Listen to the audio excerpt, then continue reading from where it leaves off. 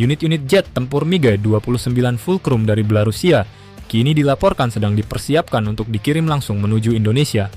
Kedatangan monster dari timur ini bukan untuk menambah armada pemukul di garis depan, melainkan resmi diplot untuk menjadi musuh dalam selimut, membentuk Red Tails Aggressor Squadron pertama TNI Angkatan Udara. Ini artinya, waktu bersenang-senang bagi para penerbang kita sudah selesai.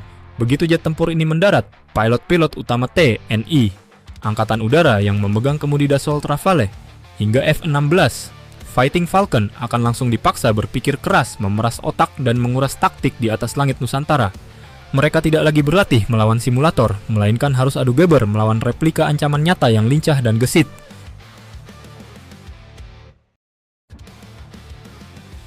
Keluar dari comfort zone Barat. Mengapa pengiriman fisik MiG-29 dari Belarusia ini menjadi sebuah keputusan yang sangat out of the box? Jawabannya ada pada penerapan metode Dissimilar Air Combat Training atau DACT pada level tertinggi.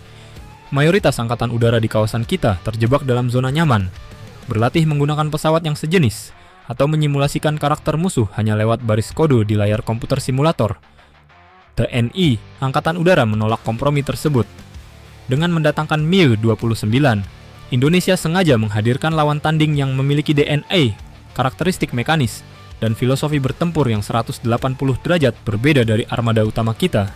Ini adalah langkah berani untuk memaksa para penerbang kita keluar dari zona nyaman taktik blok barat.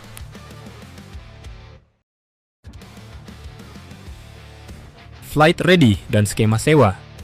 Unit MiG-29 Fulcrum yang akan dikirim dari Belarusia ini dipilih bukan tanpa alasan yang kuat. Armada ini berasal dari surplus inventaris militer Belarusia yang terkenal memiliki catatan maintenance dan kesiapan airframe yang sangat tinggi. Karakteristik dasarnya sebagai air superiority fighter yang lincah, gesit, memiliki instantaneous turn rate yang gila, serta kemampuan menanjak vertikal yang agresif adalah spesifikasi mati yang dibutuhkan TNI Angkatan Udara. Nah, menariknya, Indonesia tidak sedang membeli pesawat ini untuk menambah beban inventaris jangka panjang. Berdasarkan informasi yang berembus kencang, skuadron agresor MiG-29 ini kabarnya akan didatangkan melalui skema sewa operasional, di mana PT ES bertindak sebagai penyedia pihak ketiga yang menjembatani logistiknya. Ini adalah langkah bisnis pertahanan yang sangat taktis dan elegan. TNI Angkatan Udara mendapatkan fasilitas latihan tempur udara kelas tertinggi secara instan, tanpa perlu pusing memikirkan biaya kepemilikan aset jangka panjang atau perawatan birokratis yang rumit.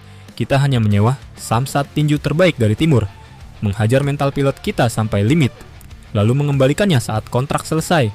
Sebuah efisiensi anggaran yang sangat cerdas. Neraka di langit Nusantara. Dengan kepastian pengiriman armada dari Eropa Timur ini, peta latihan di langit Nusantara akan berubah total menjadi sangat kompetitif. Bayangkan skenarionya, pilot-pilot muda TNI Angkatan Udara yang menerbangkan Dassault Rafale dengan segala kecanggihan fusi sensor digitalnya, atau mereka yang duduk di kokpit F-16 syarat teknologi peperangan elektronik modern, kini harus berhadapan langsung dengan pilot-pilot Red Tails Aggressor yang mengendalikan keliaran mekanis MiG-29. Ini bukan lagi simulasi manis di atas kertas, ini adalah duel udara satu lawan satu yang realistis dan objektif, di mana setiap jengkel kemampuan pesawat dan manusia di dalamnya akan diperas hingga ke batas limit tertinggi. Meruntuhkan superiority complex. Ada satu efek psikologis luar biasa yang diincar oleh komando atas lewat pembentukan skuadron ini, yaitu menghancurkan superiority complex atau rasa cepat puas.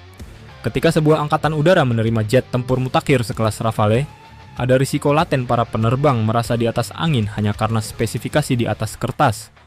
Tugas utama dari MiG-29 Red Tails ini adalah menjadi penantang yang kejam di udara. Dalam pertempuran jarak dekat, within visual range, di mana taktik manual, insting, dan ketahanan fisik menahan G-Force yang berbicara, MiG-29 akan memaksa pilot Rafale dan F-16 kita untuk bertempur dengan kepala dingin, disiplin tinggi, dan rasa hormat yang penuh terhadap dinamika pertempuran udara yang sesungguhnya. Mencetak man behind the gun.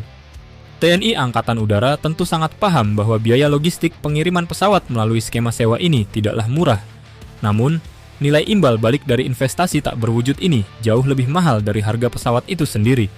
Berduel secara reguler melawan platform yang lincah dan gesit sekelas MiG-29 akan membentuk muscle memory dan intuisi bertempur tingkat lanjut bagi pilot-pilot kita.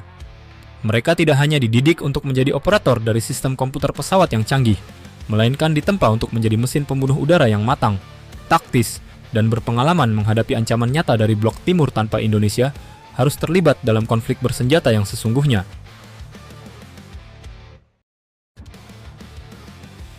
Standar baru Asia Tenggara melihat dampaknya secara geopolitik di kawasan. Pengiriman fisik MiG-29 Belarusia melalui skema sewa PT ESS untuk skuadron agresor domestik ini secara otomatis mengubah standar permainan pertahanan di Asia Tenggara.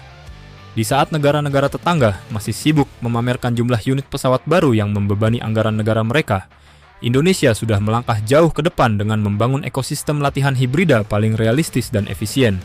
Kita mengirimkan pesan yang sangat elegan namun dengan nada yang cukup menyengat. Langit Nusantara kini dijaga oleh para pilot yang tidak memiliki titik buta taktis, karena lawan tanding harian mereka adalah salah satu legenda udara terbaik dari blok timur.